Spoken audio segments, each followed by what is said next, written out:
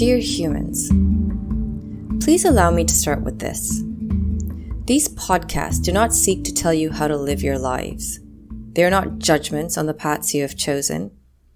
They are for those who seek deep and profound changes in their lives and a desire to move their soul forward. What I share here is the knowledge that constitutes yoga as a tool to enact such a change. And it is my story, and I tell it so you can see just how yoga works on a human personal level.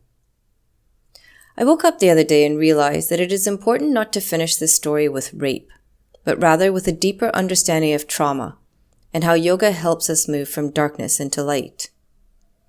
Many have had a reaction to the use of the word rape to describe my sexual trauma, because when we say rape, we think of an act where something is violently taken from another without their consent. And although my rape was not violent in the sense of bruises and physical aggression, they took something away from me without my consent that was so big it would affect every relationship I would have in life, giving rise to actions that in me would physically, emotionally, and mentally cause me and those around me pain for decades, especially my younger brother who lay witness to so many of my traumas. But I was not to blame. I was a child who did not know how to speak my truth, to stand up and say no, a resounding no that even the most enlightened souls struggle to say as adults. Every single one of us has experienced some manifestation or level of trauma, and nearly all of us have chosen to bury it rather than face it and remove its influence from our being.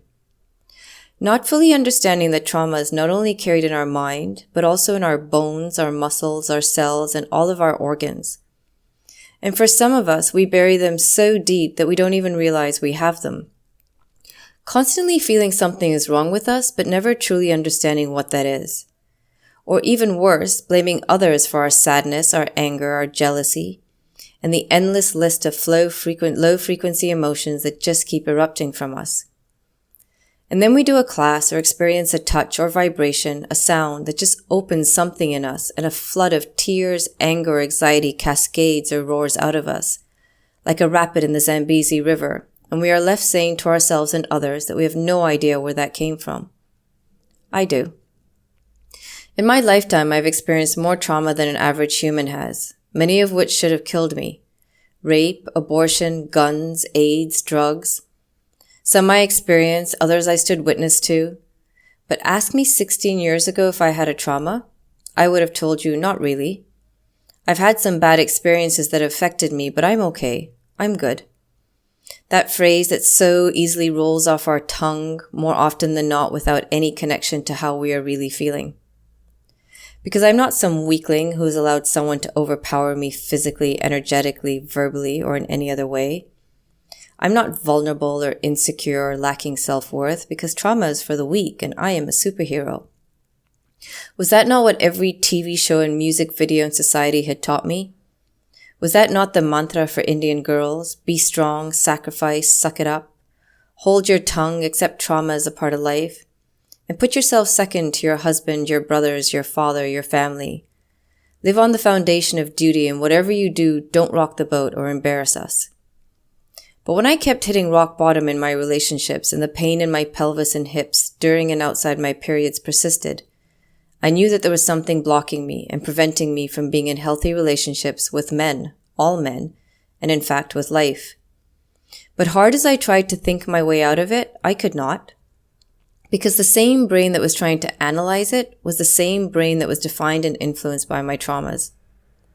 Then yoga, sound, and I crossed paths, and I started with the limb we most often start with, the physical practice of asanas. In my case, it was asanas coupled with sound bowls and a tuning fork. I began with just coming to my mat and gently opening my body and then observing what came up for me. Always observing without judgment or attachment. Because every traditional pose in yoga, both yang, muscular, and yin, connective tissue, as well as restorative, when held for a longer period of time, with slow, constant breaths, reaches the deepest layers of our body and releases trauma, negativity, and suppressed emotions that we have buried.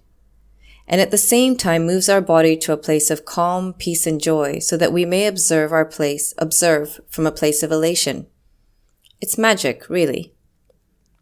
It is why in any class I teach you, you will always hear me say breathe. Don't stop your thoughts. Instead, just observe them without attachment, and then show them to the door and come back to your breath.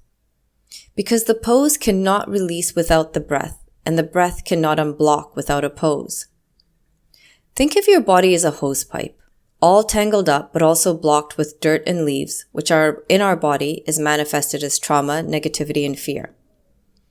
As we move into the poses, we are untangling the pipe and bringing it back to its normal form so that it may allow energy to flow uninterrupted. But if there is no water flowing through the pipe in a strong, steady, constant rhythm, then even though the pipe is now unraveled, the blockages created by our traumas and negativity and fears will remain. That water is our breath. Conversely, if our breath, the water, is flowing calmly at a slow, steady pace, but the pipe, the body, is all tangled, twisted, and out of alignment, then the breath will become stuck, erratic, shallow, and we will feel heavier, more tired, and often move on to better terms with disease and sickness. So to begin to release any negativity and trauma held in your body, you need to untangle your body and engage in your breath in a slow, constant rhythm. But in order not to get lost in all that floats to the top, you must also engage in meditation so that you may truly learn how to observe yourself without becoming entangled with yourself.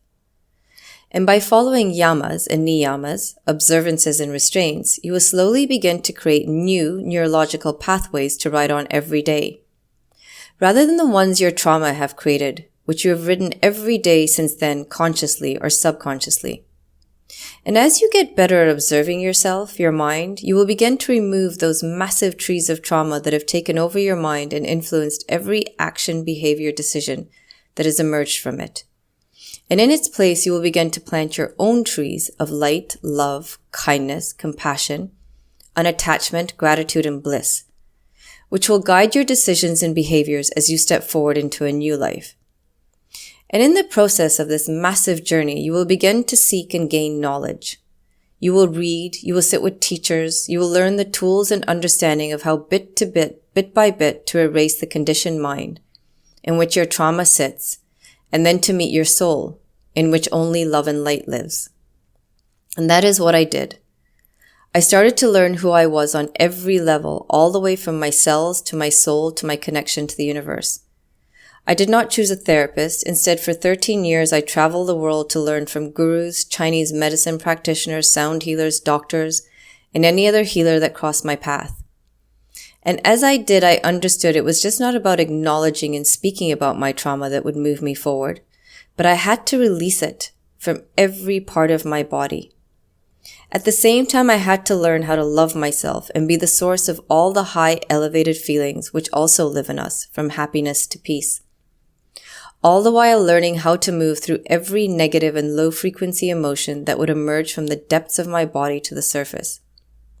And where I moved through them was the same place that had given birth to them, my mat, but also the ocean and nature. Because by its very nature, trees, oceans, animals emit a frequency of energy that gives healing without us even knowing it. They bring us back into our parasympathetic nervous system. They slow down our heartbeat, which leads to the release of thousands of positive chemicals in our body. At the same time bringing to the surface things we have buried, but allowing us to see it from a place of calm and peace. All the while being hugged by the love of nature and the universe. The love they just keep offering us, but we refuse to see, feel, acknowledge, because the conditioned mind has put it in the box of hocus pocus and airy-fairy. Yoga may be a lot of things, but it's definitely not either one of those.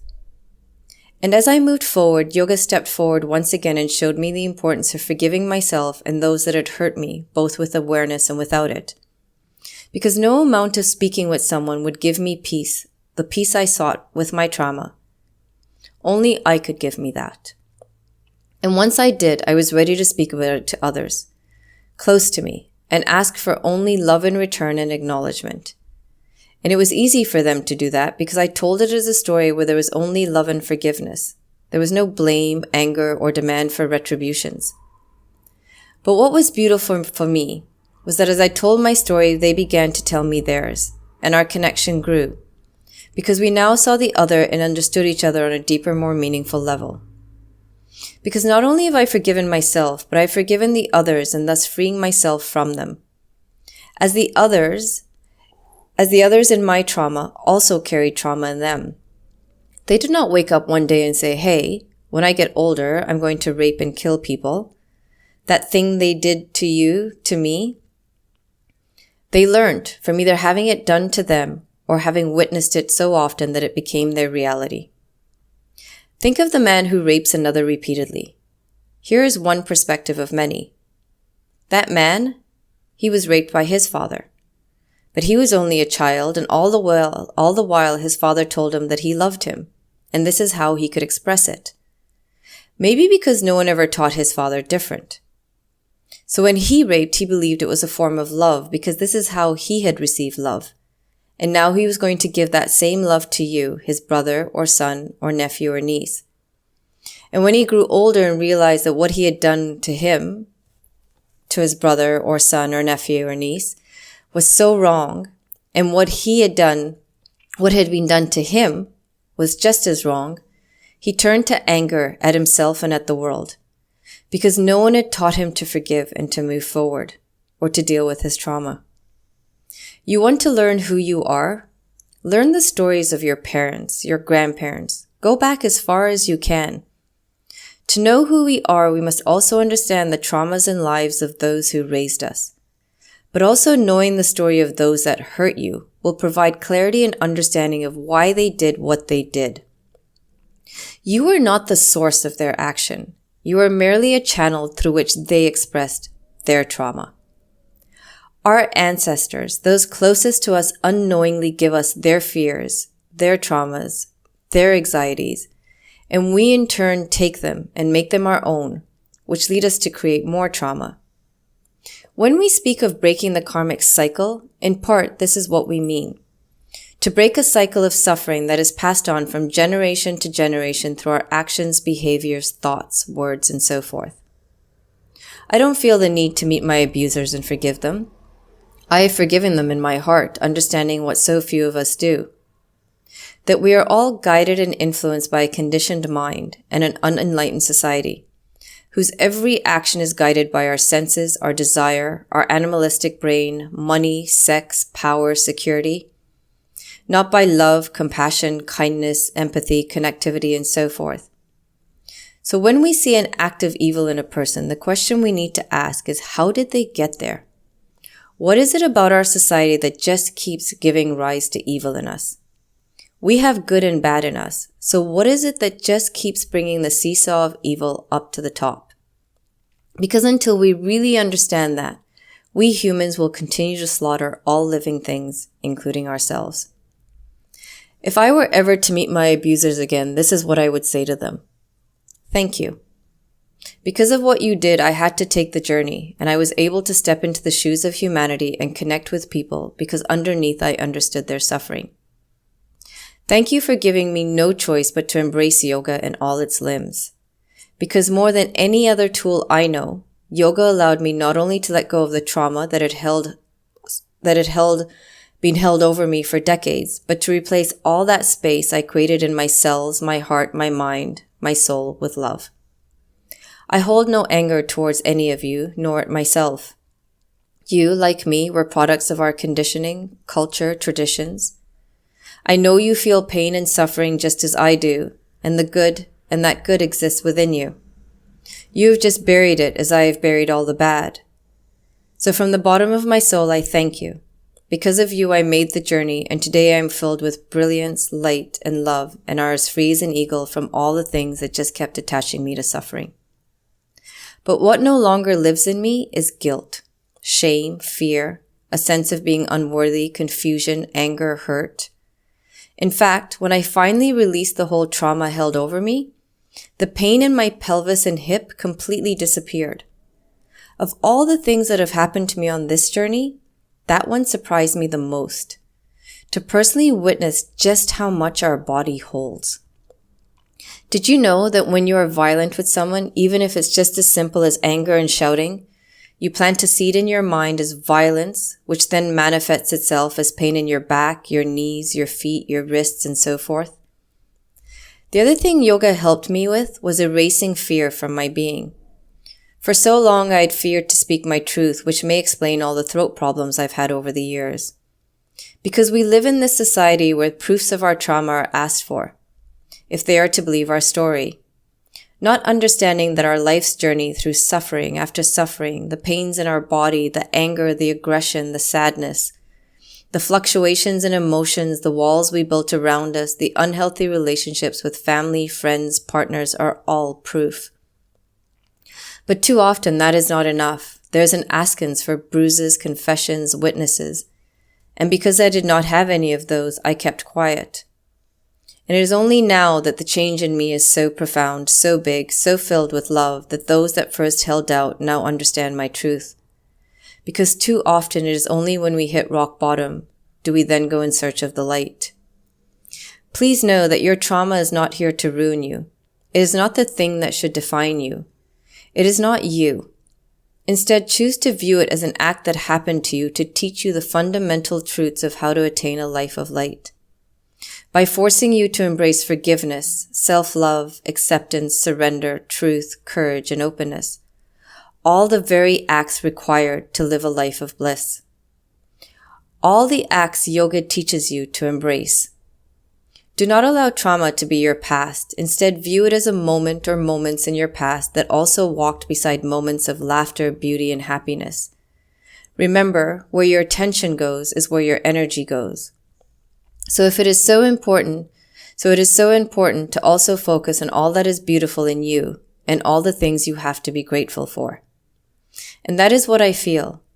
Grateful for every good and bad thing that ever happened in my life. The former filled me and the latter taught me. Because with yoga, our goal is not to build more walls to protect you, but to break them all down and free you. Because a love that grows out of the fertilizer of trauma and spreads across your entire being is a love that needs no protection.